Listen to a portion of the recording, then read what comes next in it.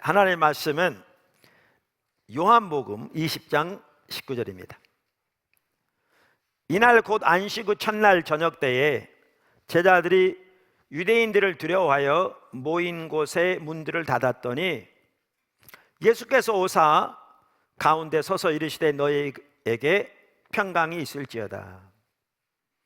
이 말씀을 하시고 손과 옆구리를 보이시니 제자들이 주를 보고 기뻐하더라. 예수께서 또 이르시되 너희에게 평강이 있을지어다. 아버지께서 나를 보내신 것 같이 나도 너희를 보내노라. 이 말씀을 하시고 그들을 향하사 숨을 내쉬며 이르시되 성령을 받으라. 너희가 누구의 죄든지 사하면 사해질 것이요 누구의 죄든지 그대로 두면 그대로 있으리라 하시니라. 아멘. 오늘은 부활주일입니다. 부활주일을 맞이해서 교회의 소명, 그리고 우리가 어떠한 자세로 그 소명을 감당할 것인가 라는 부분을 살펴보기 원하는데요, 한마디로 말하면 대반전 십자가의 길입니다. 한마디로 말하면 뭐라고요? 대반전 십자가의 길. 꼭 기억하시면 좋겠습니다. 뭐라고요? 대반전 십자가의 길. 첫째, 예수님의 십자가와 부활.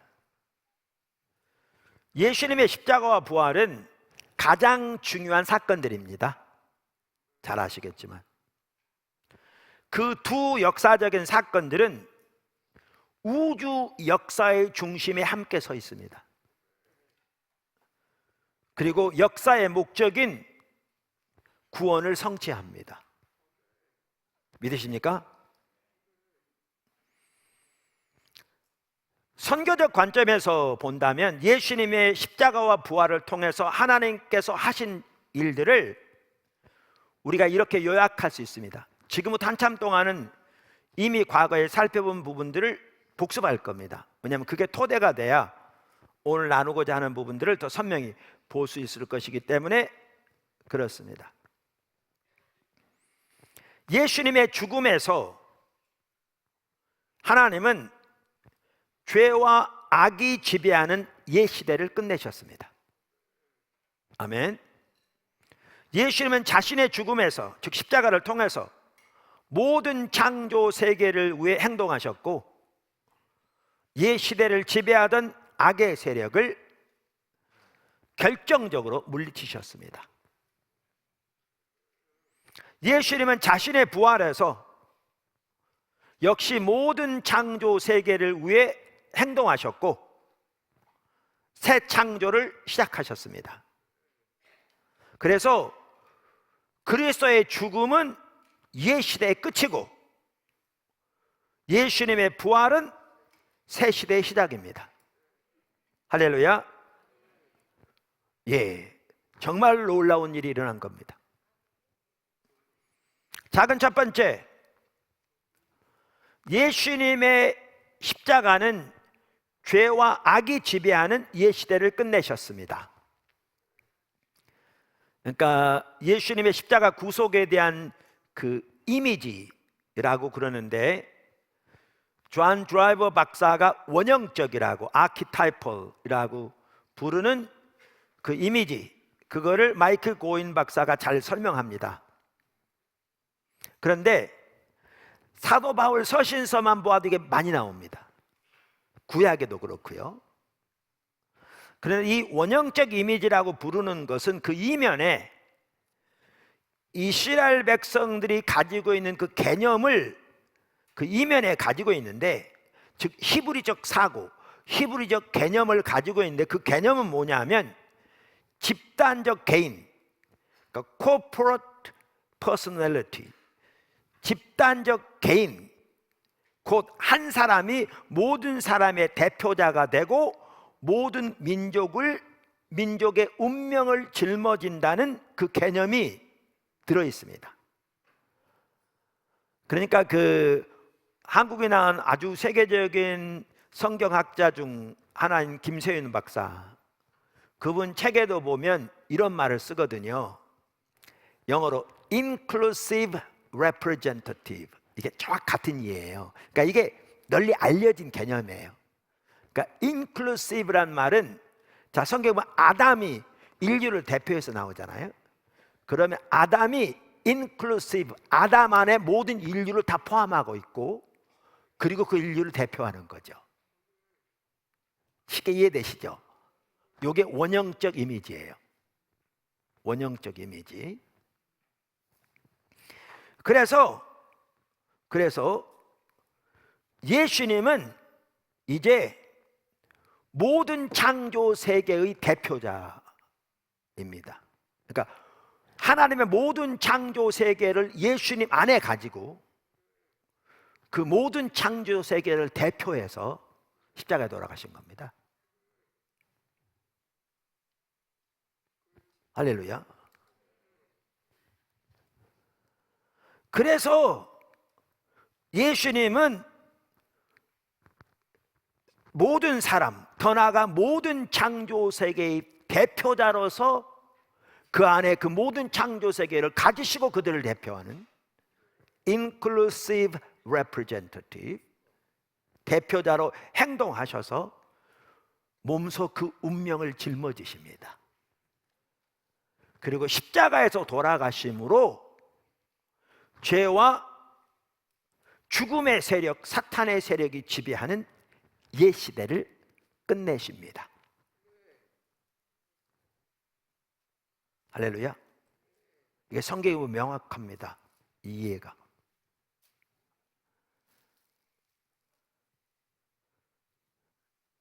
작은 두 번째, 예수님의 부활은 새 시대의 시작입니다. 예수님의 부활은 새 시대의 시작입니다. 우리가 이 부분도 많이 보았습니다만 예수님의 부활은 새 창조의 시작입니다. 그래서 신약 성경은 예수님의 부활을 표현하면서 첫 태생, firstborn 영어로 말하면 시작, 첫 열매란 용어를 사용해서 표현합니다. 뭐라고 표현한다고요? 신약 성경에 보면 우리가 이미 과거에 살펴보았기 때문에 제가 일일이 성경 구절 안 찾고 있을 뿐입니다.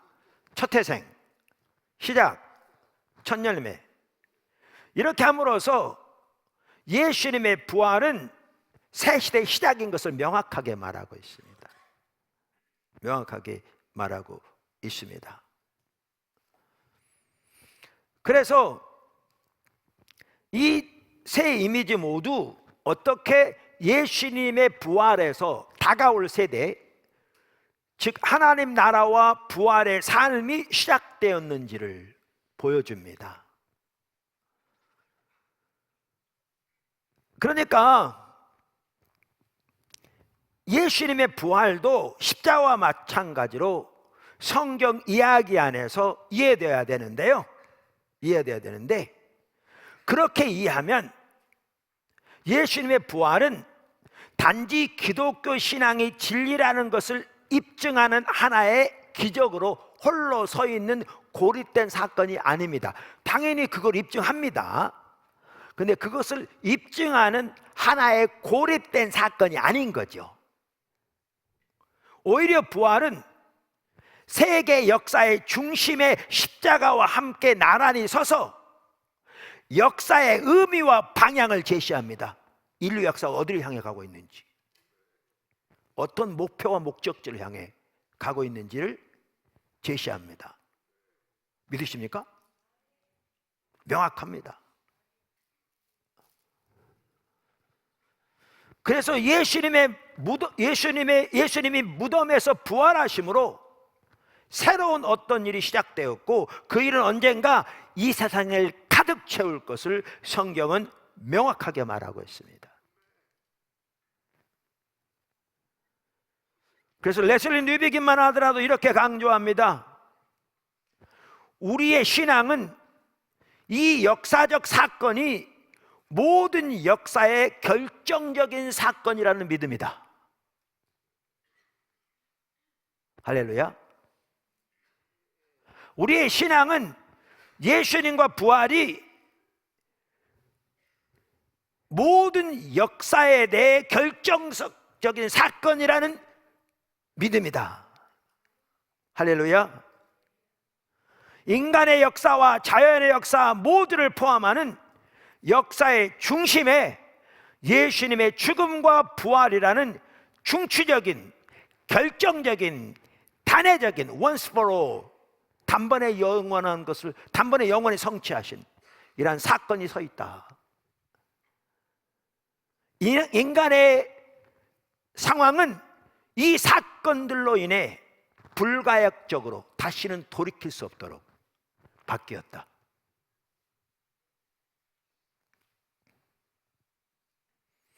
그래서 이와 같이 예수님의 십자가는 죄와 사망의 그리고 사탄의 권세가 지배하는 옛 시대를 끝낸 것이고, 예수님의 부활은 새 시대를 시작한 것을 의미합니다. 아멘. 근데 여기 아주 한 가지 중요한 게 있습니다. 이건 나중에 우리가 소명을 감당하는 법과도 아주 밀접한 관계가 있는데요, 아주 중요한 게 있습니다. 그게 뭐냐면, 십자가 위에서 하나님 나라가 악을 정복한 것은 강한 힘을 무력으로 사용했기 때문이 아니라는 겁니다. 다시 말하면 예수님께서 12군단이나 더 되는 천군 천사를 동원시켜서 그 당시 세상을 통치하는 로마 세력을 멸하고 대제사장들을 멸하고 그 배후에 있는 사단의 권세들을 멸함으로 하나님 나라가 이 땅에 임하도록 한 것이 아니었다는 겁니다. 아니었다는 겁니다. 십자가 위에서 하나님의 나라가 악을 정복한 것은 강한 힘을 무력으로 사용했기 때문이 아니라 예수님이 죄의 완전한 공격을 몸소 받으시고 죄의 힘을 소멸하셨기 때문에, 그 죄를 자신이 지고 십자가에서 돌아가심으로 그 죄의 힘을 소멸하셨기 때문에 그 죄를 정복하게 되었다는 겁니다. 할렐루야. 이것은 우리가 앞으로도 살펴보겠지만 우리를 위해서도 매우 중요합니다. 왜냐하면 예수님의 이 방식이 우리가 살아야 할, 그리고 우리가 우리의 소명을 감당해야 할 모델이기 때문에 그렇습니다. 본보기 때문에 그렇습니다. 그래서 귀한 하나님의 사람 레슬리 뉴비기는 이렇게 얘기합니다. 예수님의 소명은 고난, 거부당하는 죽음의 길, 곧 십자가의 길을 가는 것이었다. 그분은 악의 힘들을 제압하지, 말은 무력으로 제압하지 않으시고 오히려 그 힘들의 완전한 무게를 본인이 담당하심으로 하나님의 임재하시는 통치를 증거하신다. 그런데 여기서 끝나지 않습니다. 하지만 그러한 외견상 패배 속에서 승리는 이루어진다. 부활은 십자가를 통해서 온 겁니다. 할렐루야. 하지만 그러한 외견상 패배 속에서 승리는 이루어진다. 세상을 타락시키는 악의 죄를 극복하고 패배시킨 것은 바로 고난받는 사랑의 강함입니다. 고난받는 사랑의 강함입니다. 그 사랑 때문에 하나님의 어린 양은 죄책과 파괴적인 죄의 세력을 포함하는 세상의 모든 죄를 스스로 담당하셨습니다. 두 번째, 교회는 예수님의 십자가와 부활에 참여하는 새로운 인류입니다. 오늘 제목만 제대로 이해해도요, 많은 걸 볼 수 있습니다. 다시 말합니다. 교회는 예수님의 십자가와 부활에 참여하는 새로운 인류입니다.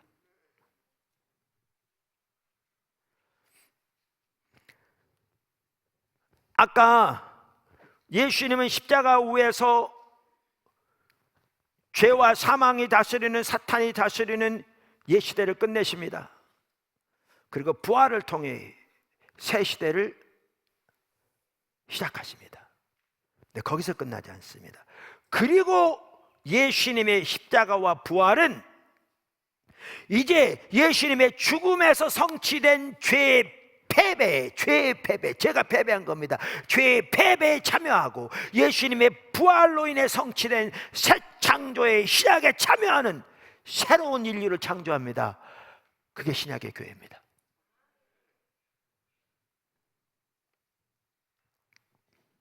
따라서 우리가 예수님을 믿고 침례를 받고 예수님과 연합될 때 우리는 예수님과의 연대 속에서 그분의 죽음과 부활에서 불가역적으로 돌이킬 수 없도록 성취된 우주 역사의 운명에 참여하기 시작합니다. 한 사람이 예수를 믿고 침례를 받아 하나님의 종말론적 공동체, 교회가 종말론적 공동체입니다. 말세가 이미 시작되었거든요. 하나님의 종말론적 공동체에 참여하게 되면 그 사람은 그리스도의 죽음과 부활 안에서 그분과 연합되게 되는 것입니다. 이걸 우리가 로마서 5장 6장에서 잘 볼 수 있습니다. 사도 바울이 성령의 감동으로 그것을 명확하게 잘 표현하고 있습니다. 로마서 5장에 보면 아담과 그리스도에 대해서 이야기합니다. 여기도 원형적 개념이 나옵니다.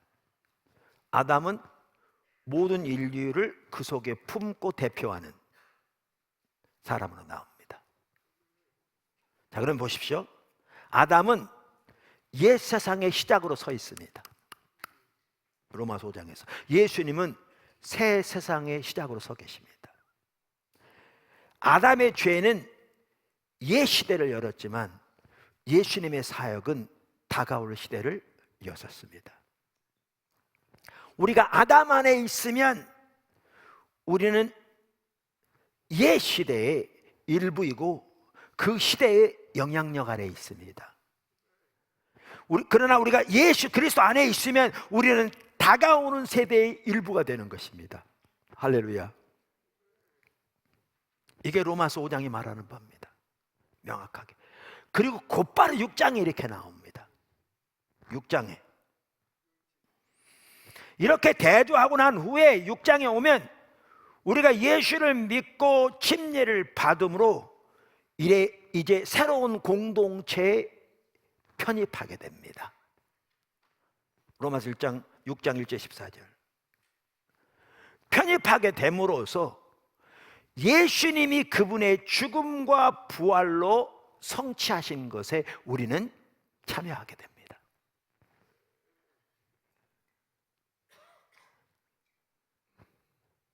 이와 같이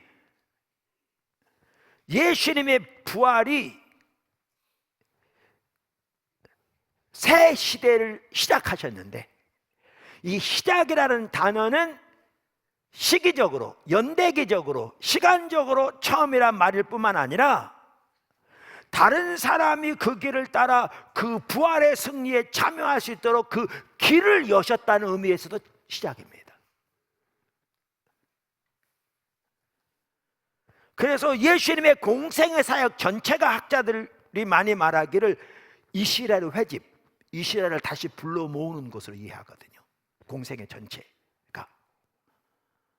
그런데 이제 예수님은 자신의 십자가와 부활을 통해 하나님 나라를 실체화하시고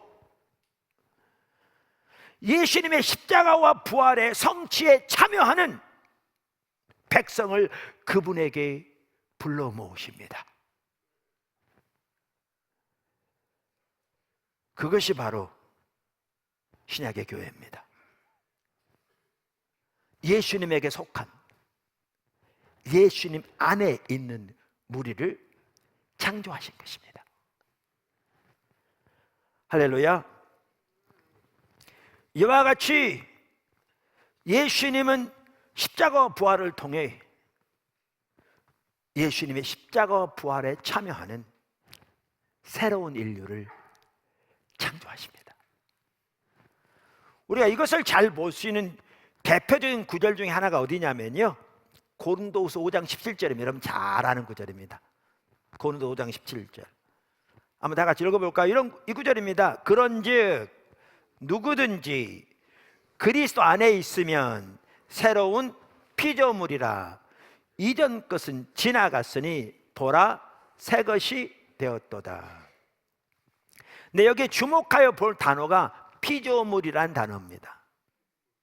그러니까 헬라어에서 이 단어는 크티시스란 단어인데요, 크티시스란 단어는 창조를 말합니다.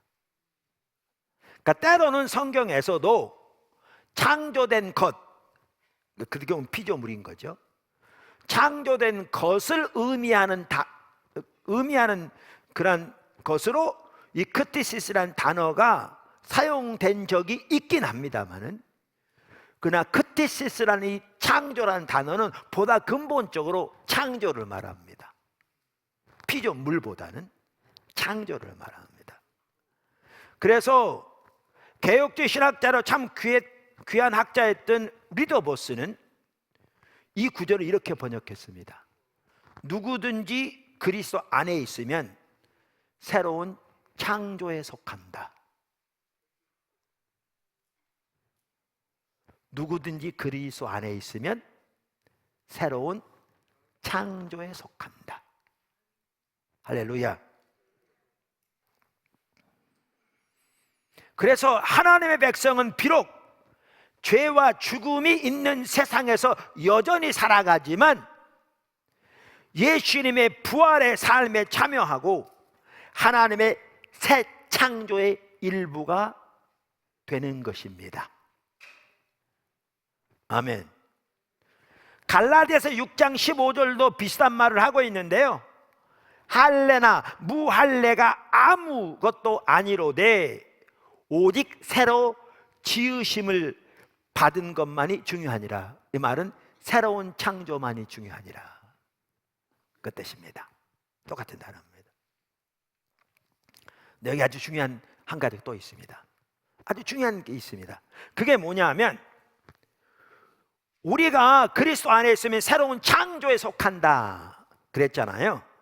그런데 여기에서 이 크티시스라는 단어가 개개인의 그리스도인보다는 새로운 창조에 속하는 공동체를 의미한다는 겁니다. 무슨 말 이해하시겠죠? 여러분, 여기에 새로운 창조가 당연히 개개인의 그리스도인도 포함되겠지만 보다 근본적으로는 새로운 창조에 속하는 공동체, 교회를 의미한다는 겁니다. 이 구절에서.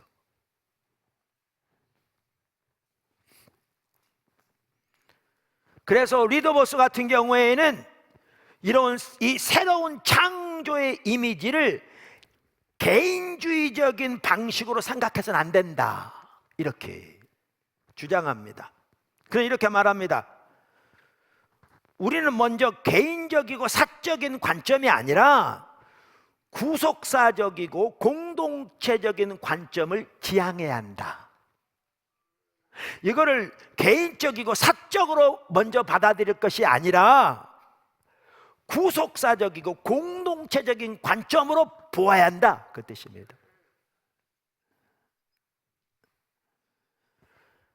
바울의 새 창조에 대한 이 언급은 단지 개인적인 의미를 뜻하는 것이 아니라 새 창조의 새로운 세상, 곧 하나님이 그리스도 안에서 시작하시고 그리스도 안에 있는 모든 사람이 포함되어 있는 이 새로운 세상을 의미하는 겁니다.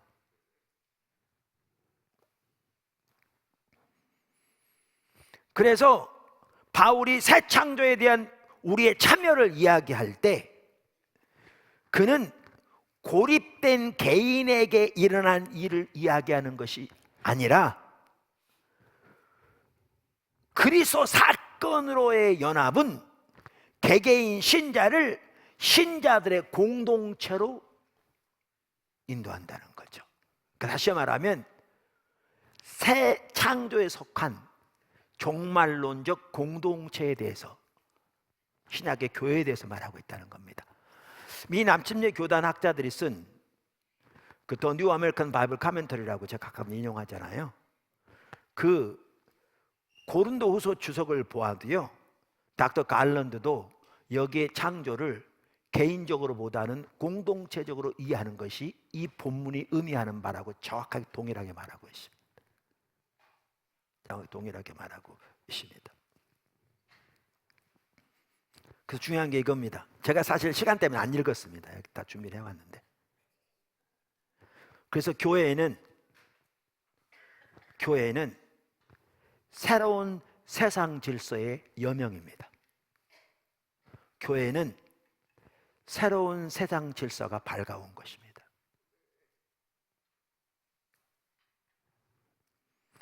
그래서 우리는 분리된 개개인으로서가 아니라 새로운 질서에 거주하는 새로운 인류의 구성원으로서 새 창조에 속합니다. 이게 신약의 교회입니다. 이 어마어마한 진리를 우리가 인식해야 될 줄로 믿습니다. 당연히 여기에는 개개인도 포함됩니다. 당연히. 그래서 마이클 고인이 참 잘 다루고 있는데, 개개인과 교회 공동체 서로 분리될 수 없는 것이 아니냐, 그러면서 이렇게 말합니다. 마이클 고인만 하더라도 교회에는 다가올 세대의 능력 안에 참여하기 시작한 사람들, 곧 베커가 말했듯이 새 시대의 여명으로서의 교회다. 교회는 그 자체로 종말론적 지평이고 이미 종말이 임한 거거든요. 역사 속에서 하나님 나라의 선치적 발현이다. 하나님 나라가 이미 선치적으로, 선제적으로 임한 거라는 겁니다. 예고편. 다른 말로 하면 새하늘과 새 땅이 예고편을 임한 거예요. 우리 모두가 부활하고 하나님의 영광으로 덧입혀진 영원한 창조 세계에서 영원히 살 그 하나님 나라가 선치적으로 이 땅에 임한 겁니다. 그 나라에 대한 예고편으로 임한 겁니다.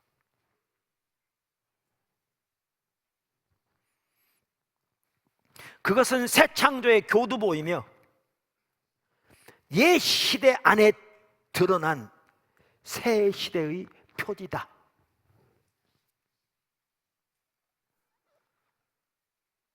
그렇다면 교회가 어떻게 돼야 할 게 보이죠?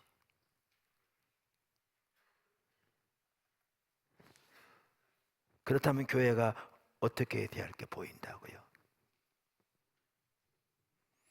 그래서 교회는 새로운 인류로서, 에베소 2장 15절, 고린도서 3장 9절 11절, 그 구성원들이 이제 하나님 나라의 시민으로서 살아가고, 골로새 1장 13절, 현재에서 다가올 세대, 히브리서 6장 5절, 그 능력을 경험하면서 이미 그 안식, 히브리서 4장 9절을 누리기 시작한 백성들입니다.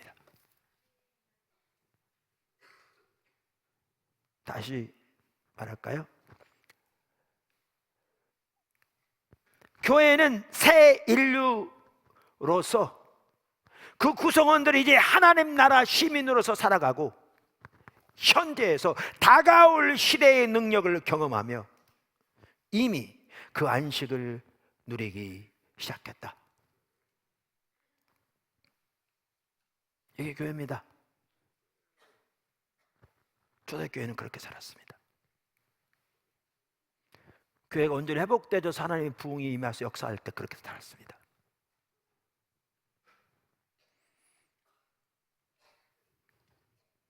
그래서 마르쿠스 바스라고요 하는 분은 이렇게 얘기했습니다.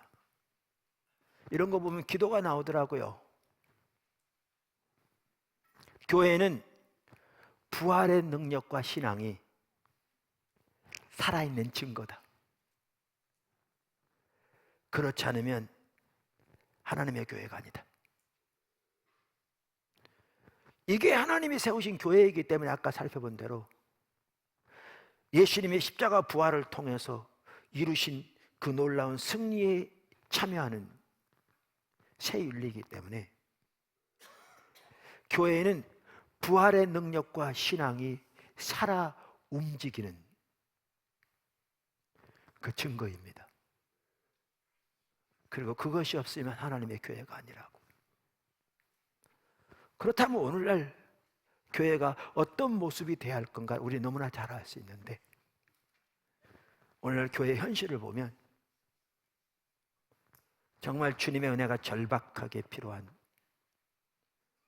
저 자신부터 주님의 은혜를 절박하게 새롭게 구하게 되는 그런 상황인 것을 볼 수 있습니다.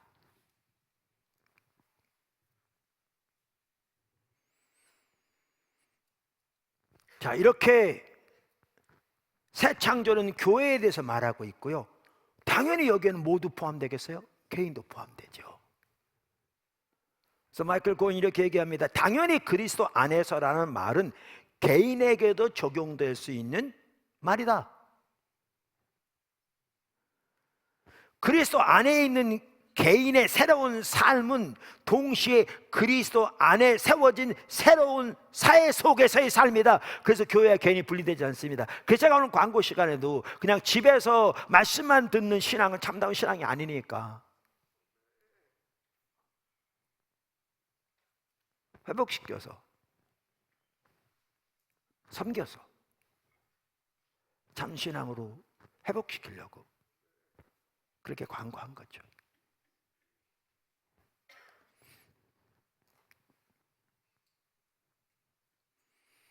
개인적 측면과 사회적 측면을 분리시키는 것은 불가능하다.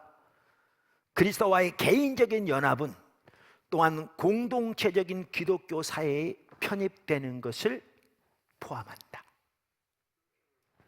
믿으십니까? 그러면서도 마이클 고인도 여전히 공동체성을 강조합니다. 이렇게 말합니다. 그리스도 안에 있는 것은 우선적으로 구별된 개인이 그리스도 사역의 은택을 누리는 것을 의미하지 않는다. 당연히 그걸 포함하겠지만 그게 우선적으로 포함한 게 아니라는 거죠. 그것은 지금 그분의 사역에 참여하는 새로운 인류의 일부가 되는 것을 의미한다. 공동체적.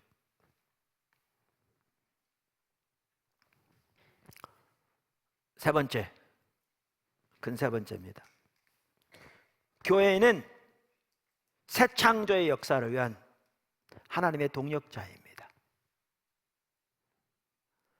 자, 예수님이 모든 창조 세계에 대해 inclusive representative, 그 모든 창조 세계의 운명을 짊어지고 대표해서 십자가에서 못 박혀 돌아가심으로 예시대를 끝내셨습니다. 그리고 부활하심으로 새 시대를 시작하셨습니다. 그리고 하나님은 예수님의 십자가 부활을 통해서 이루신 그 승리에 참여하는 새로운 인류를 불러 모으셨습니다.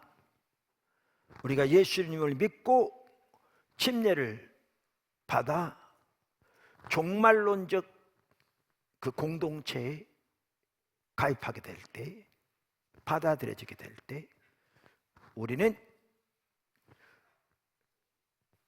예수님이 창조하신 새로운 인류의 일원이 되는 것입니다.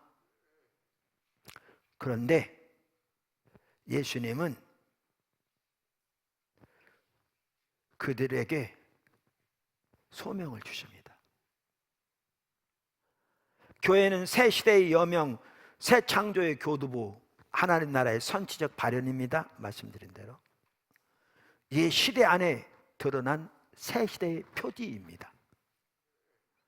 그런데 그 교회는 소명을 위해 존재합니다. 그 교회는 소명을 위해 존재합니다. 그래서 그 성격만 보아도 교회는 본질상 선교적입니다. 우리가 이미 여러 번 살펴본 것처럼 하나님의 구속은 우주적입니다.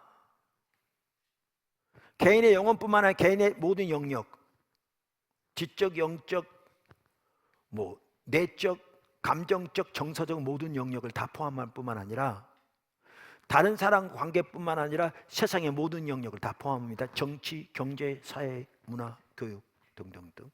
더 나아가 모든 창조 세계를 다 포함합니다. 여러 번 살펴봤습니다. 성경은 명확하게 보여주고 있습니다. 그래서 하나님의 구속은 우주적 넓이를 갖습니다. 모든 창조 세계를 포함하는. 새 창조는 예수님의 부활에서 시작되어서 예수님의 부활은 모든 창조 세계를 구속하신 것입니다. 인간 삶의 모든 영역을 포함해서 모든 창조 세계를 다 포함할 만큼 넓습니다. 그렇기 때문에 소명을 위해 교회는 존재하는데 교회의 소명, 그 선교적 소명 또한 그 범위가 우주적으로 넓습니다. 모든 창조 세계를 다 포함합니다. 그것은 새 창조의 역사에 함께 참여하는 새로운 인류로서의 교회의 소명이 무엇인가를 잘 보여줍니다. 그렇기 때문에 예수님의 부활은 단순히 우리의 위안을 위한 것이 아닙니다. 당연히 우리의 위안을 위한 것이기도 합니다. 그러나 우선적으로 예수님의 부활은 단순히 우리의 위안을 위한 것이 아닙니다. 그것은 우리의 소명과 깊은 관련이 있습니다. 그것을 아주 잘 보여주는 구절이 오늘 읽은 본문 말씀입니다. 요한복음 20장 19절에서 23절. 과거에 톰 라이트 박사 얘기를 몇 차례 나눴잖아요. 귀한 학자입니다, 이 시대에. 근데 그분이 성경에서 가장 중요한 두 장을 든다면 로마서 8장과 요한복음 20장이라고 말합니다. 그분은 성공의 사제이기도 한데 성공의 젊은 사제들 이렇게 안수받기 전에 이렇게 테스트하면서도 묻는 말이 그거라고 그러잖아요. 당신이 무인도에 성경 2장만 가지고 들어갈 수 있다면 어느 장을 가지고 들어갈래? 그러면서 답변해 준다고 그랬잖아요. 로마서 8장과 요한복음 20장. 그러면서 그는 2장에 대해서 이렇게 말합니다. 매우 다른 문체와 양식으로 된 이 2장은 아주 많은 복음을 풍성하고 빽빽하고 꽉꽉 눌러 넘치도록 담고 있기 때문에 때로 이 구절 외에 다른 구절은 영원히 읽을 수 없다는 생각이 든다, 이렇게 표현하고 있죠. 아주 표현도 잘해요. 그러면서 오늘 보면 예수님이 부활하셔서 안식을 첫날 반복되는 게 특별한 의미를 담고 있다고 이미 설명했잖아요. 그래서 성경 전체가 창세기 1장과 이렇게 서로 연관해서 쓰여지고 있는 요한복음 전체가 그 근거들을 살펴보았는데, 그걸 통해 안식의 첫날 강조함으로 예수님이 부활의 새 시대의 첫날인 것을 요한복음은 강조하고 있다. 근데 사실 그러한 해석을 안 받아들이더라도 사도 바울, 서신서 등 다양한 성경을 보면 예수님의 부활이 새 창조의 첫날이라는 사실은 명확하게 볼 수 있거든요. 그건 제론의 여지가 없거든요. 반박할 수 없어요.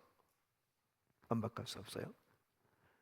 그러면서 그것을 강조하고 있다고 말하면서 예수님이 그 안식을 첫날 부활하신 몸을 가지고 제자들에게 오셔서 하신 말씀이 뭐였는데, 오늘 본문에 아버지께서 나를 보내신 것 같이 내가 너희를 보내노라. 부활이 소명과 관련 있는 거지.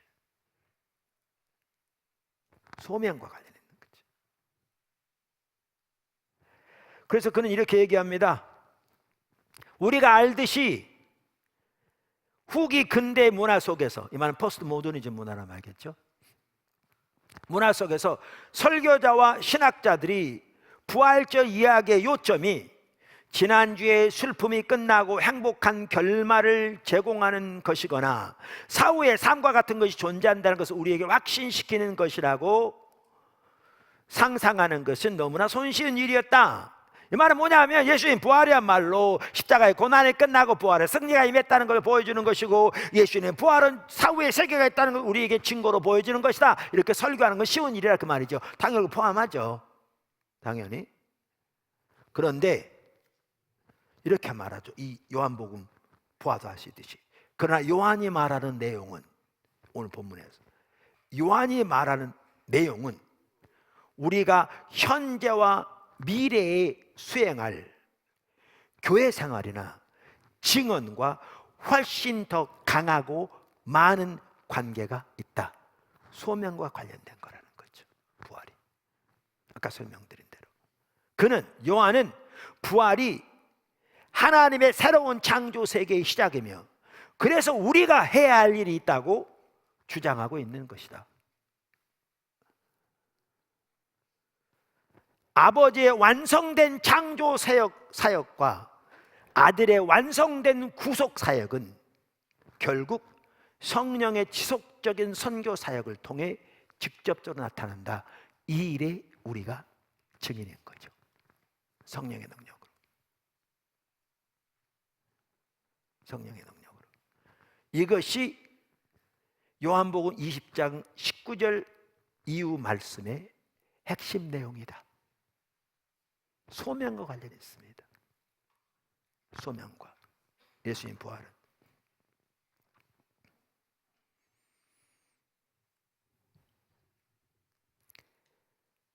그래서 여기 보시면 아까도 말씀드린 대로 아버지께서 나를 보내신 것 같이 내가 너희를 보내노라. 그러면서 이 일은 성령의 능력으로만 감당할 수 있기에 그들에게 이 말씀을 하시고 그들을 향하여 숨을 내쉬며 이르시되 성령을 받으라, 이렇게 말씀하시잖아요.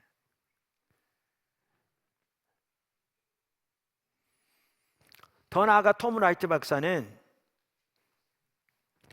초대교회에 일어난 유대인의 부활신앙으로부터의 변형 중에 하나로 말았는데요, 이런 내용입니다. 여러분 살펴봐서 초대교회 당시에 죽은 자의 부활을 믿은 사람들은 유대인뿐이었습니다.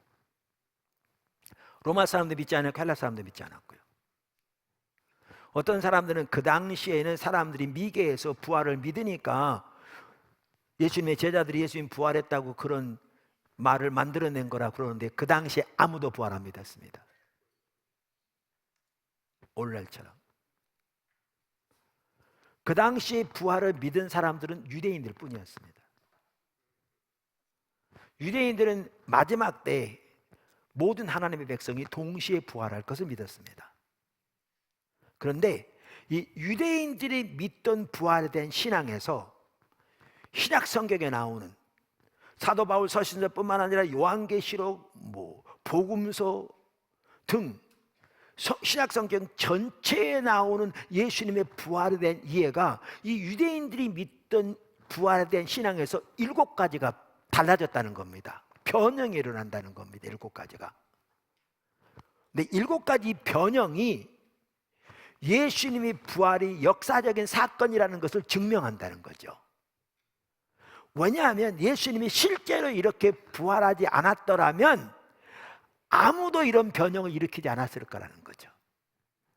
그러니까 이 변형이 예수님의 부활의 역사성을 증거하는 것들이라. 그러면서 7가지를 듭니다. 제가 개인적으로 나누기도 했고요. 마침내 드러난 하나님 나라는 책을 보시면 잘 정리되어 있습니다. 그리고 외에도 제가 소개한 책들에 보면 나옵니다. 과거에. 지금 밴드에 가면 다 있을 겁니다. 리더 밴드에. 한 예를 들면 이런 겁니다. 성경에 보면 예수님이 부활하셨는데 어떻게 부활하셨냐면요, 제자들이 문 닫고 있는데 그냥 들어오셨어. 벽을 뚫고. 근데 예수님이 벽을 뚫고 그냥 들어오셨는데 뭐죠? 도마에게 와서 손을 내밀면서 여기 못 자고 있고 장 짜고 있면서 내 손에다 네 손가락 넣어보고 내 옆구리에 네 손을 넣어봐라, 이렇게 말씀해요. 뿐만 아니라 예수님이 같이 앉아서 같이 식사하셨어요. 근데 동시에 또 갑자기 문이 닫혀 있는데 그냥 가셨어요. 만약에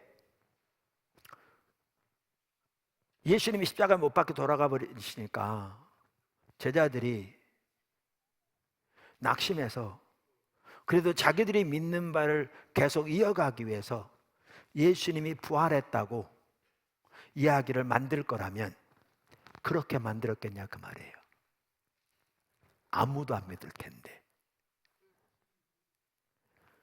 그건 정말 어리석은 얘기인데, 그건 자기 얼굴에 침 뱉는 얘기인데, 그럼 그걸 뭘 보여주느냐?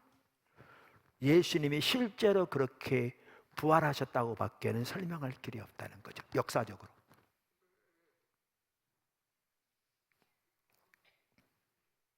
이게 7가지 변형 중에 하나입니다. 그리고 교회 안에는 그 예수님의 부활의 능력이 역사했습니다. 십자가와 부활의 능력이 역사하고 있었습니다. 그래서 작은 무리로 시작된 신약의 교회는 불과 300년 만에 그 당시 전 세계를 삼켰습니다.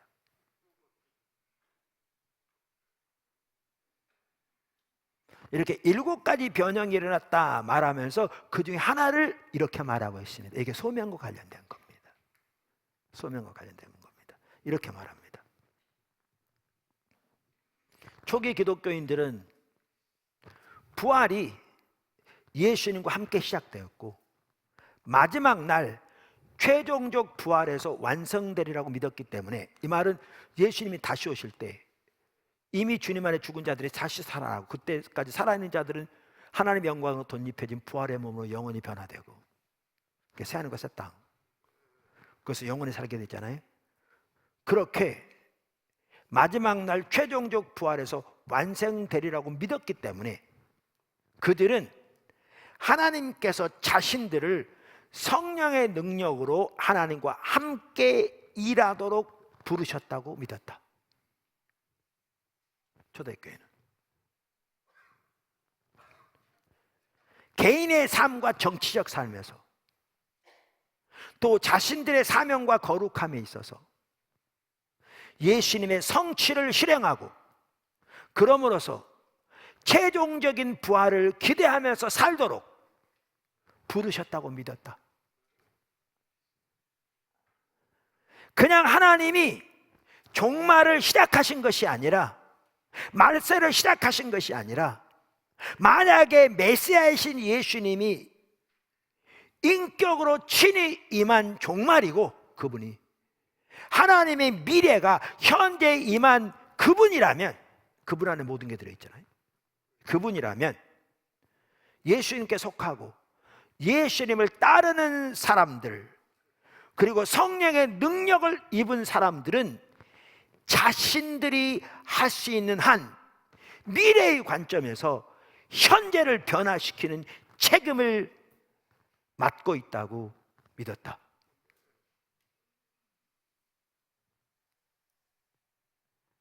다시 읽을까요? 우리 이거 다 망각했어요. 요즘 교회는. 그래서 개인적으로만 그냥 천국 가는 것에만 관심이 있어요. 완전히 타락했죠. 그래서 살펴보자. 다시 한번 그 마지막 거 읽어볼게요.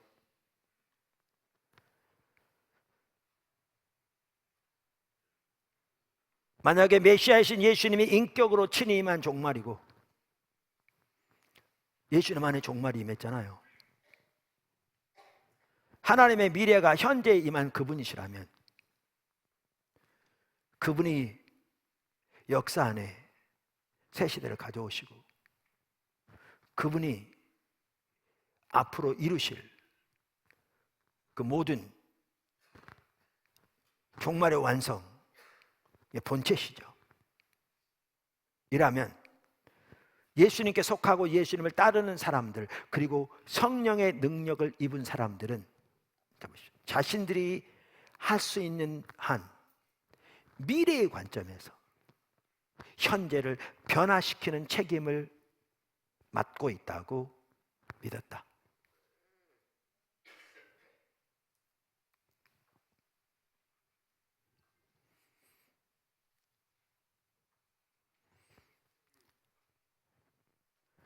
당연히 우리는 우리의 힘으로 하나님 나라를 세우는 것이 아닙니다. 이미 살펴본 대로 우리는 하나님의 구속을 모든 창조 세계 가운데 실현해 가시는 하나님의 새 창조 역사의 동역자로 성령의 능력으로 동참하는 것입니다. 그래서 하나님의 삼중 초청에 대해 살펴봤잖아요. 레슬리 뉴비긴 그래서 우리가 예수를 믿는다는 것은 삼중 초청, 세 가지로 초청된 것이다. 동시에 그 삼중 초청이 뭐였죠? 1. 하나님과 인격적인 관계에 들어가는 것. 2. 세상을 위한 그분의 목적에 참여하는 것. 3. 인격적인 교제와 포괄적인 선교가 실제인 공동체에 합류하는 것. 삼중 초청.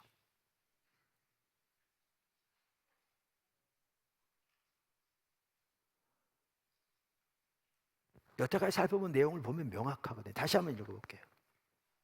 하나님과 인격적인 관계에 들어가는 것, 세상을 위한 그분의 목적에 참여하는 것, 이 인격적인 교제와 포괄적이란 말은 하나님의 구속이 모든 창조세계 전체를 포함하는 걸 말하는 거잖아요. 포괄적인 선교가 실제인 공동체에 합류하는 것. 종말론적 공동체, 예수 안에 있는 새 인류, 신약의 교회. 레슬리 뉴비긴이 삼중 초청에 대해서 말하면서 강조했던 게 그겁니다. 예수님을 하나님 나라에서 분리하면 문제가 생긴다. 그러니까 예수님과 하나님 나라를 분리할 수 없거든요. 성경에 보면 예수님이 이 땅에 오신 걸 통해 하나님 나라가 임한 거잖아요. 예수님 안에, 예수님을 통해. 그리고 예수님이 오셔서 전하신 메시지도 하나님 나라의 메시지고요. 그래서 하나님 나라와 예수님이 분리될 수 없는 거죠. 그런데 하나님 나라와 예수님이 분리되면 문제가 생긴다. 그러면서 레슬리 뉴비기는 사실은 복음주의 보수주의 진영뿐만 아니라 에큐메니컬 진보 진영과도 다 연결돼 있었거든요. 근데 정말 복음적인 사람이었어요. 정말 하나님의 사람이었어요. 그러면서 그는 이렇게 말합니다. 20세기 교회가 20세기 교회에서 예수님과 하나님 나라가 분리되었다고 말하는 거죠. 무슨 말이냐면 복음주의자들은 그들의 복음에서 예수님의 인격을 강조하지만, 그 말은 예수님과의 인격적 관계를 강조하지만, 그분이 선포하신 하나님 나라는 도외시했고, 그래서 하나님의 초청은 인격적 관계로 축소되었다라고 말합니다. 우리가 사실 그동안 그렇게 해왔고 지금도 그렇게 하고 있습니다. 복음주의 보수 진영에서 당연히 인격적인 관계가 있죠. 근데 문제는 그것으로 축소돼 버린, 이게 심각한 거죠. 그러다 보니까 심지어 요즘은 소비주의가 팽배하다니까, 세상적으로. 그럼 소비주의는 모든 것이 소비재가 되는 거예요. 그러니까 심지어 신앙마저도 소비재가 되어버려서 자기가 필요할 때 자기 위안, 마음의 위안을 위해서, 또 어려울 때 도움을 위해서, 또 천국이 있다면 구원을 위해서 필요한 대로 소비하는 소비재가 되어버린. 그러니까 소명, 앞으로 살펴보는 삼중 초청은 전혀 인식하지도 못한 채 필요할 때 인터넷을 통해서 그냥 감동받으면 되는, 이렇게 전락해버린 거죠. 전혀 성경적이 아니죠.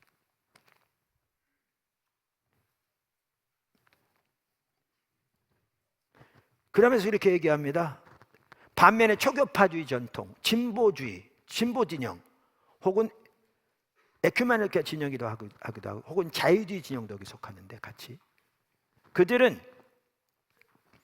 하나님 나라의 선교의 폭을 강조하면서 그에 따라 사회적, 정치적, 경제적, 문화적 쟁점들에 대한 관여는 강조했지만 예수님과의 인격적 관계는 도외시해왔죠.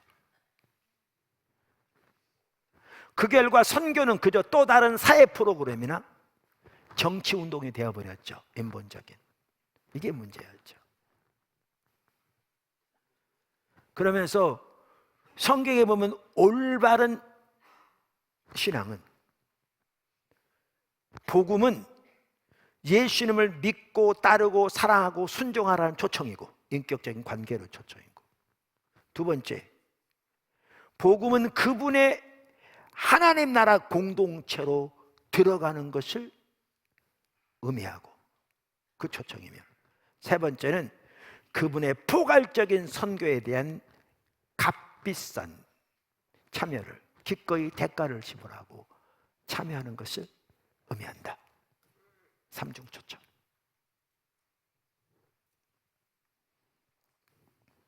그래서 그것을 아까 그렇게 표현한 겁니다. 하나님과 인격적인 관계에 들어가는 것,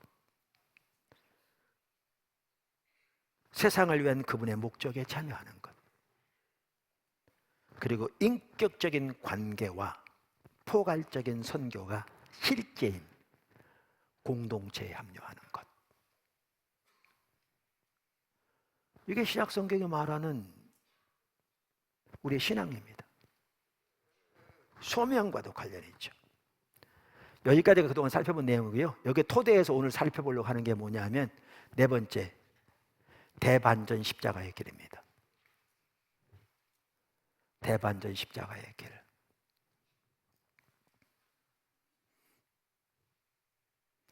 이렇게 예수님께서 십자가와 부활을 통해 옛 시대를 마감하시고 새 시대를 여셨습니다. 그리고 예수님의 십자가와 부활에 참여하는 새로운 인류를 창조하셨습니다. 그리고 그들에게 그 새 창조의 역사에 성령의 능력으로 동참하라는 소명을 주셨습니다. 그런데 우리가 그럼 어떤 방식으로 그 일에 참여할 것인가?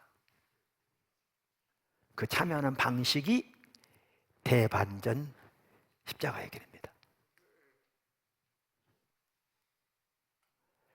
그 예수님의 선교에, 하나님의 선교에 참여하는 방식이 대반전 십자가의 길입니다. 할렐루야. 무슨 길이라고요? 대반전 십자가의 길입니다. 오늘 읽은 본문 말씀, 이 구절은 아까 톰 라이처만 하더라도 정말 중요한 장이다, 아까 보았잖아요. 그런데 레슬리 뉴비긴도 이 구절이 교회 소명의 핵심, 우리 신앙의 핵심을 말하고 있다고 말하고, 이건 레슬리 뉴비긴뿐만 아니라 많은 학자들이 그렇게 봅니다. 그래서 오늘 읽은 이 본문은 정말 중요한 구절입니다. 우리의 소명에 대해서는 더 말할 것도 없고요. 그럼 보십시오. 거기 보시면 아버지께서 나를 보내신 것 같이 여기서도 뭐가 나오냐면요, 하나님의 선교가 나옵니다. 미시오 데이. 그래서 그동안 그것이 진보 진영에서 잘못 사용된 그런 일들이 있었습니다. 인본적으로. 그러나 근본적으로 선교는 하나님의 선교다. 그래서 크리스토퍼 라이트만 하더라도 그 뛰어난 책, 선교에 대한 책이 제목이 하나님의 선교라는 책입니다. 성경 이야기에서 우리가 성경은 메타 내러티브를 담고 있다고 그랬잖아요. 그 이야기에서 볼 수 있듯이 하나님께서 모든 창조 세계를 창조하셨습니다. 인류가 타락해서 모든 창조 세계에 죄의 영향력이 확대됐습니다. 죄는 날로 점점 확대되기 시작했습니다. 하나님께서 선택의 기로에 서셨는데 구속하시고 선택하십니다. 그리고 아브라함을 부르시고 아브라함을 통해서 하나님을 위한 하나님을 위한 한 백성을 세우십니다. 그렇게 세워진 백성이 이스라엘이고, 그들을 세우시면서 창세기 19장에서 그들의 정체성과 소명에 대해서 말씀하시는데, 그때도 하나님이 열방을 보시는 거 아세요? 세계가 다 내게 속하였나니. 그분은 열방을 조망하고 계십니다. 시내산에서. 단순히 이들을 위한 게 아닙니다. 그래서 선택만 하더라도 선교적으로 이 열방을 위한다. 열방을 구원할. 그런데 우리가 이미 살펴본 대로, 근데 이스라엘 백성들은 하나님의 길을 떠났습니다. 참 이스라엘로 예수님이 오십니다. 오셔서 모든 창조 세계를 그 안에 품고 대표해서 십자가 못 박혀 돌아가시고 부활하심으로 옛 시대를 마감하고 새 시대를 여십니다. 그리고 예수님에 속한 무리, 유대인과 이방인을 합하여 새로운 인류를 창조하십니다. 신약의 교회입니다. 그래서 아버지가 나를 보내신 것 같이 선교는 하나님부터 시작합니다. 모든 창조 세계를 구속하려는. 그렇게 하실 뿐만 아니라 주님이 다시 오셔서 그 모든 것을 완성하실까지 이 새 창조의 역사를 창조 세계의 모든 영역에 확대해 가시는 하나님의 역사. 하나님의 선교입니다. 그래서 그 용어가 그동안 잘못 사용되어 왔음에도 불구하고 너무나 중요한 용어이기에 그렇게 말하고 있는 거죠. 미시오 데이, 하나님의 선교. 근데 하나님이 예수님을 보내셨는데 예수님이 그 사역을 감당하신 방법이 아까도 살펴본 대로 십자가의 길이었습니다. 대반전 십자가의 길이었습니다. 그러면서 뭐라고 그러냐면 하나님, 그러니까 아버지가 나를 보내신 것, 즉 겉같이란 말은 카토스라는 단어인데 똑같이 그 말입니다. 나도 너희를 보내노라. 그럼 우리의 선교는 누구의 선교에서 나오는가? 예수님의 선교에 나옵니다. 왜? 똑같이 그렇게 하라고 말씀하셨기 때문에요. 그래서 우리의 선교 또한 십자가의 길을 따라, 대반전 십자가의 길을 따라 하는 선교입니다. 아까 제가 예수님이 사역을 감당하신 그 길이 우리의 모델이다 그러면서 읽었던 거 기억하시죠? 다시 한번 읽으면 더 이제 이해가 될 겁니다. 십자가 상에서 하나님 나라가 악을 정복한 것은 강한 힘을 무력으로 사용했기 때문이 아니라 예수님이 죄의 완전한 공격을 몸소 받으시고 죄의 힘을 소멸시켰기 때문이다. 그러면서 뉴비긴, 예수님의 소명은 고난, 거부, 죽음의 길, 즉 십자가의 길을 가는 것이다.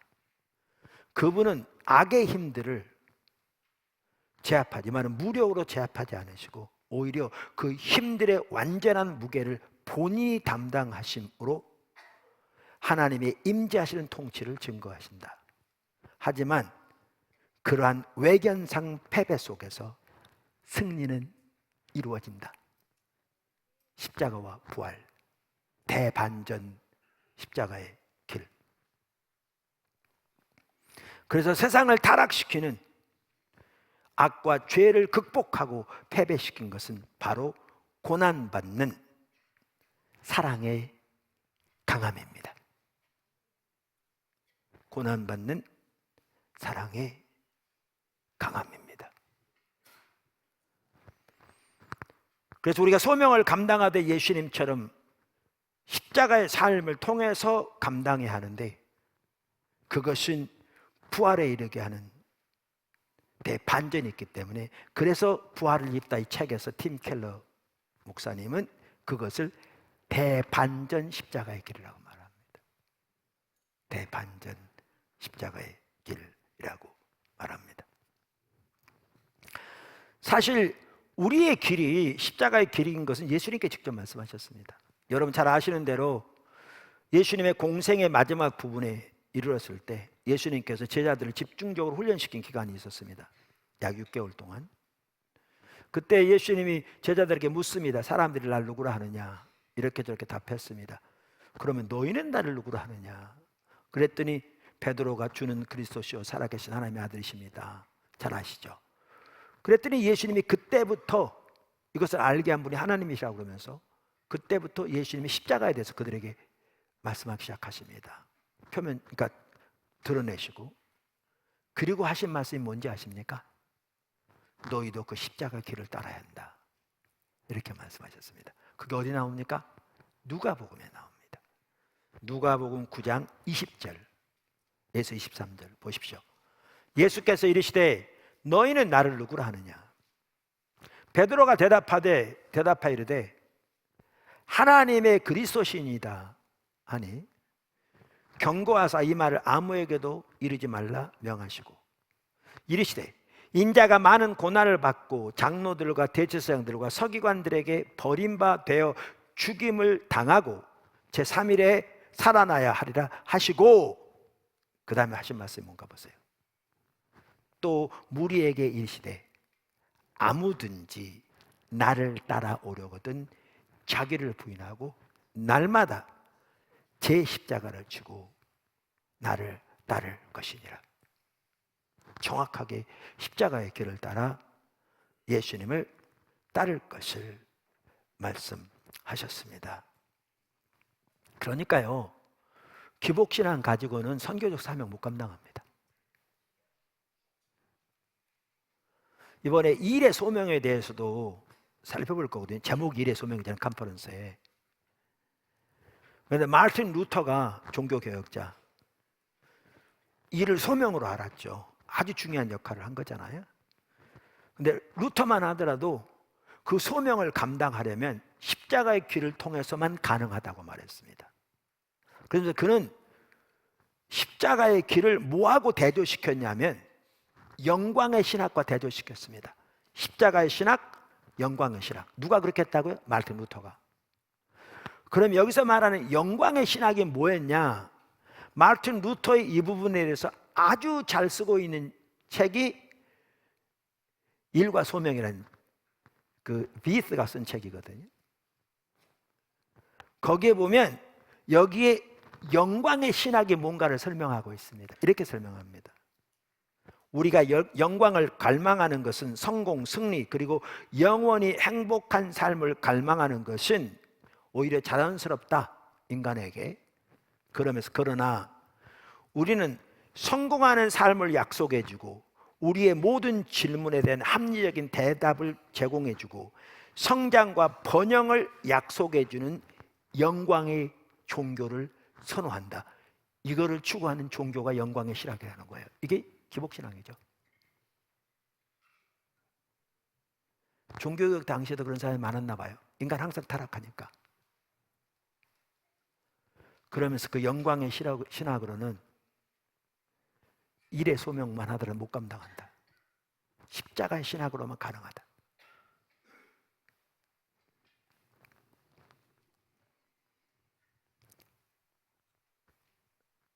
우리가 이 부분은 보았습니다마는 크리스토퍼 라이트, 그분이 존 스타트의 뒤를 이어서 제3세계 목회자와 리더를 위한 교육과 문서 운동을 펴나가는 랭햄 파트너십 인터내셔널의 국제 디렉터잖아요. 로잔 운동의 신학위원장도 역임했던 귀한 분이죠. 그분은 소위 강함을 추구하는 기복신앙을 매춘복음이라고 부르면서 그 이단을 반드시 몰아내야 한다고 말합니다. 하나님의 선교에서 그는 이렇게 말합니다. 유감스럽게도 오늘날에도 번영복음이라는 가르침을 전달하는 자들이 있다. 그들에게 복음은 소비자의 필요와 욕구에 호소할 수 있도록 포장되고 광고되며 매우 강렬한 수단을 통해 전달되고 세일즈맨을 엄청나게 부자로 만들어주는 조작된 상품이 되어버렸다. 너무너무 많습니다. 이런 경우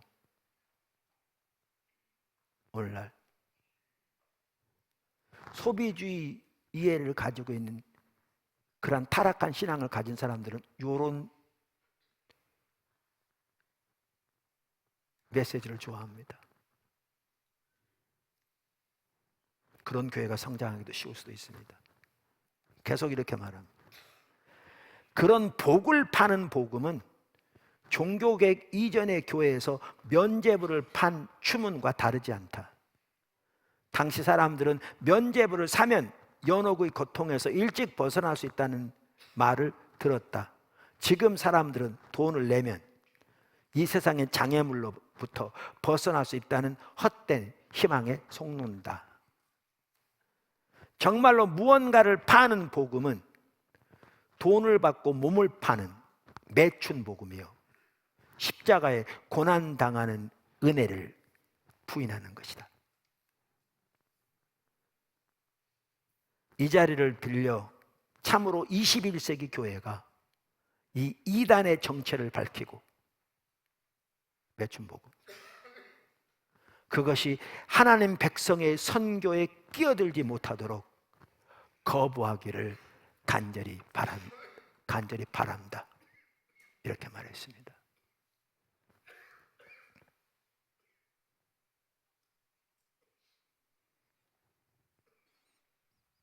대반전 십자가의 길로만 우리는 우리의 소명을 감당할 수 있습니다. 그것이 예수님 말씀하신 길이고 성경이 말하는 길입니다. 그러면 대반전 십자가의 길은 뭔가? 그거 설교하려면 지금부터 한 5시간 해야 될 것 같습니다. 제목만 지금 말하고 한두 가지만 말하고 마치겠습니다. 제목, 십자가의 길은 약함의 길입니다. 이미 살펴봐요. 십자가의 길은 고난의 길입니다. 십자가의 길은 세상의 빛과 소금이 되는 길입니다. 십자가의 길은 예수님이 십자가의 승리를 의지하는 길입니다. 십자가의 길은 사랑의 길입니다. 십자가의 길은 대반전의 길입니다. 약함의 길은 살펴봤고요. 제가 고난의 길 한 부분만 좀 살펴보겠습니다. 간단히. 시간 다 됐는데요. 성경에 보면 하나님 나라는 두 단계로 임하잖아요. 이중적 석경. 그러니까 예수님의 초림을 통해 하나님 나라가 이미 임했고 예수님이 다시 오실 때 온전히 임하실 거잖아요. 그러면 이 하나님 나라가 현재이며 동시에 미래라고 말하는 것은 정확히 무엇을 의미하는가? 이렇게 말할 때 레슬리 뉴비긴의 특유한 대답이 참 의미가 깊어요. 레슬리 뉴비긴은 그걸 이렇게 표현했습니다. 두 단계로 임하는 것은, 이것은 불완전한 것과 완전한 것의 차이가 아니다. 그러니까 지금 임한 하나님 나라는 불완전하고 앞으로 임할 것은 완전하다는 그 차이가 아니다. 그러면서 근본적으로 그는 뭐냐 하면 현재 임한 것은 숨겨진 것이고 앞으로 임할 하나님의 나라는 분명히 드러난 하나님의 나라가 될 것이란 차이다. 근본적으로 이렇게 표현합니다. 그러면서 현재 임한 하나님의 나라는 숨겨져 있는 나라인데 그 말은 약함과 고난의 방식으로 온다는 의미에서 감춰져 있는 것이다. 예수님 십자가, 약함과 고난의 방식으로 온다는 의미에서 감춰져 있는 것이다. 그러면서 이것이 하나님 나라와 역사를 이해하는 렌즈를 우리에게 제공한다. 그렇게 말합니다. 무슨 말이냐면 이거죠. 하나님 나라 한편으로는 다가올 세대의 능력이 역사 속으로 이미 침투한 거잖아요. 그래서 하나님 나라의 능력이 오늘날 치유하시고 다시 새롭게 하시는 일을 성령의 역사를 통해 행하고 계십니다. 그것이 현존합니다. 그런데 지금 현존한 하나님 나라는 약함과 고난 속에서 도래합니다. 그러니까 하나님 나라의 능력이 역사하는데 약함과 고난 속에서, 그러니까 능력과 약함이 같이 있는 거죠.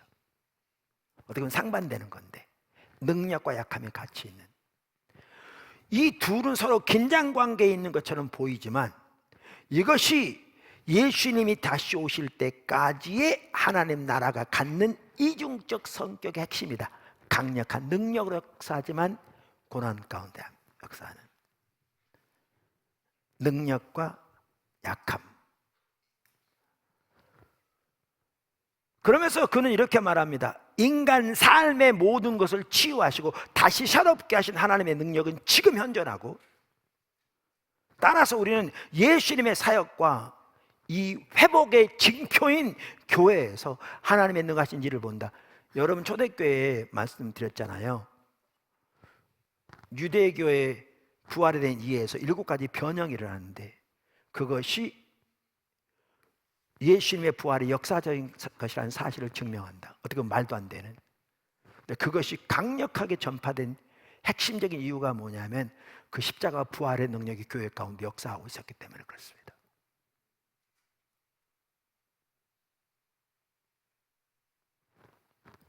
그게 신약의 교회입니다.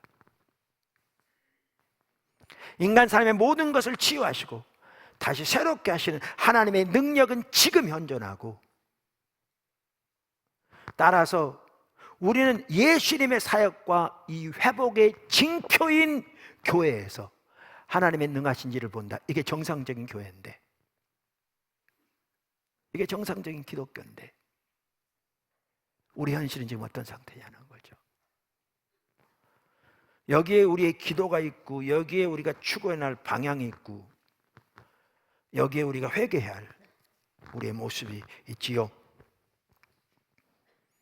그런데 여기서 끝나는 게 아니고 하나님의 나라가 다시 오실 때 비로소 하나님의 나라의 승리가 분명하게 드러날 것이다. 그날이 올 때까지는 이중적인 성격, 능력과 약함, 승리와 패배, 능한 사역과 고난, 믿음과 소망이 같이 있게 된다는 겁니다. 그러면서 아주 중요한 말을 했는데요. 참 뉴빙이 뭐 똑똑한 분이에요. 그게 뭐냐면 둘 다 예수님의 선교에서 분명히 드러난다고 그러면서, 예수님의 선교대로 교회의 선교 드러나는 거죠. 둘 중에 하나를 잃는다면 교회의 선교는 승리주의적 행동주의나 패배주의적 수용주의에 의해 왜곡될 것이다. 무슨 말이냐면요, 우리 하나님이 천지를 창조하신 하나님에 까부고 있어, 이거요 승리주의적 행동주의입니다. 이번 그 부활주일에 한국 기독교가 퍼레이드 한답니다. 나름대로 그리스도를 이렇게 부활을 경축하고 퍼레이드를 하는 거 좋을 수 있습니다. 근데 나눈 대로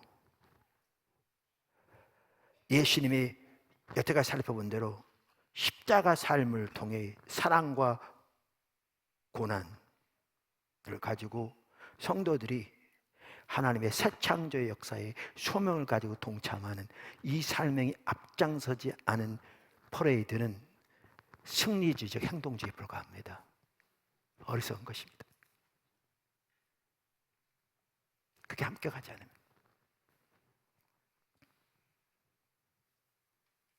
반면에 왜 이게 고난이 같이 있는 줄 아세요? 그걸 아까 제가 설명하려다가 그냥 넘어간 것 같은데, 하나님 나라의 현존은 그 나라를 대적하는 권세들과 직면하면서 위기와 갈등을 일으키게 돼 있어요. 하나님 나라의 권세와 하나님이 왕이신 것을 모든 삶의 영역에 세워야 하는, 세우도록 역사하는 하나님 나라의 권세와 세상의 권세 사이의 특징이 주님 다시 오실 때까지의 이 시대의 특징인 거죠. 그러기에 하나님 나라 편에 선 자들에게는 고난이 있게 돼 있어요. 그래서 근데 예수님의 방법을 따라, 그 십자가의 길을 따라 기꺼이 고난을 감수하고 그 승리를 바라보면서 섬김으로 대반전 십자가의 길이 있는 거죠. 그런데 아까도 말한 대로 이러한 고난으로 섬기는 십자가의 길, 사랑으로 섬기는 십자가의 길이 같이 가지 않는 행동주의는 우월감과 육신을 의지하는 자만심이 팽배한 승리주의 행동주의로 끝날 수 있고요, 반대로 대반전을 인식하지 못하는, 주님의 부활의 능력을 보지 못하는 고난은 패배주의적 수용주의로 빠질 수 있어요. 이 땅에서 우리는 둘 다가 아닌데, 그래서 대반전 십자가의 길이, 십자가의 길인데 거기엔 대반전이 있는, 십자가 위에 부활이 있는, 그게 우리가 살아야 할 소명을 감당하는 길입니다. 크리스토퍼 라이츠도 정확하게 십자가의 쭉 얘기하는데 제가 넘어갈 거고요, 제가 한 가지만 말하고 마치겠습니다. 이 길은 대반전의 길입니다. 대반전의 길. 무엇보다 성경은 그것을 명확하게 말하고 있는데요, 성경은 그 모든 것이 완성될 그날을 바라봅니다. 제가 몇 구절만 읽겠습니다. 로마서 8장에 보면 우리가 하나님의 아들이라고, 자녀라고 말하면서 성령의 인도를 받는다. 그러면서 우리는 양자의 영을 받았으므로 하나님 아바 아버지라 부른다. 성령이 우리 영과 더불어 우리가 하나님의 자녀인 걸 증언한다고 그랬잖아요. 자녀면 상속자, 하나님의 상속자니 그리스도와 함께 한 공동 상속자라. 그러면서 뭐라고 그랬어요? 우리가 그와 함께 영광을 받기 위하여 고난도 함께 받아야 할 것이니라. 그러면서 생각건대 현재의 고난은 장차 우리에게 나타날 영광과 비교할 수 없도다. 영광이 크다 그 말이죠. 고린도서 4장 17절 비슷한 내용이죠. 우리가 잠시 받는 환난에 경한 것이, 이거는 지금과 앞으로를 대조하고 있어요. 잠시 받는 환난에 경한 것, 가벼운 것, 그것이 지극히 크고 영원한 영광에 중한 것을 우리에게 이룬다. 이것이 그걸 이룬다 말하고 있죠. 그러면서 빌립보서 2장 보시죠. 너희는 이 마음을 품으라. 예수 그리스도 마음이. 그러면서 그분이 어떻게 하나님과 본체신 분인데 동등됨을 취할 것을 여기지 않냐, 이렇게 종의 형체를 가지고 사람같이 나타나셨고 십자가의 자신을 내어주시고 말하잖아요. 그 결과로 하나님이 예수님을 지극히 높여 모든 이름에 뛰어나고 모든 피조물로 그 발 앞에 무릎 꿇고 예수님을 주라 고백하게 하셨다. 그래서 하나님께 영광 돌리게 하셨다. 잘 아시죠? 여기까지 아시죠? 그 다음 절에 이렇게 말합니다. 그걸 딱 말하고 난 다음에 그러므로, 이해를 들고 난 다음에 그러므로 나의 사랑하는 자들아, 너희가 나 있을 때뿐만 아니라 더욱 지금 나 없을 때에도 항상 복종하여 두렵고 떨림으로 너희 구원을 이루라. 현재적인 구원을 말하는 거죠. 우리의 노력으로 구원을 이루는 것이 아니죠. 구원하는 백성으로 하나님과 동행하는 삶을 말하는 거죠. 하나님을 경외함으로. 그러면서 뭐라고 말합니까? 예수님의 본을 받아서 그러므로 대반전 십자가의 길. 정확하게. 이 책 아주 귀한 책이라고 말씀드렸잖아요. 대반전 십자가의 길과 관련해서 재미있는 하나의 얘기가 있어요. 제가 읽어볼게요. 여러분의 사고를 한번 실험해보자. 재계와 미국의 재계와 정계 여러 자문위원들을 다 소집해보라는 얘기죠. 저마다 최고의 학교를 나와서 최고의 회사와 정치운동에 조언함으로써 고객들에게 최고의 성공을 안긴 사람들을 불러 모아보라. 그리고 그들에게 이렇게 물어보라는 얘기죠. 내게 목표가 있습니다. 장기적 목표는 사상 최고로 영향력 있고 유명한 인물이 되는 것입니다. 지금부터 수백 년이 지나서 여러 문명이 온통 내 가르침을 토대로 세워져 있었으면 좋겠고, 내가 수억 명에 달하는 사람들의 삶의 중심이 되었으면 좋겠습니다. 어떻게 하면 이 목표를 이룰 수 있겠습니까? 그러면 그 똑똑한 사람들이 뭐라고 조언할까요? 이렇게 조언할 사람이 있겠냐 그 말이에요. 우선 비천하게 태어나십시오. 정계나 재계나 학계의 실세와는 절대 인맥을 맺지 마십시오. 책을 쓰기는커녕 30대 초반에 비참한 죽임을 당하십시오. 지금 누구 얘기하고 있는지 아세요? 예수님 얘기.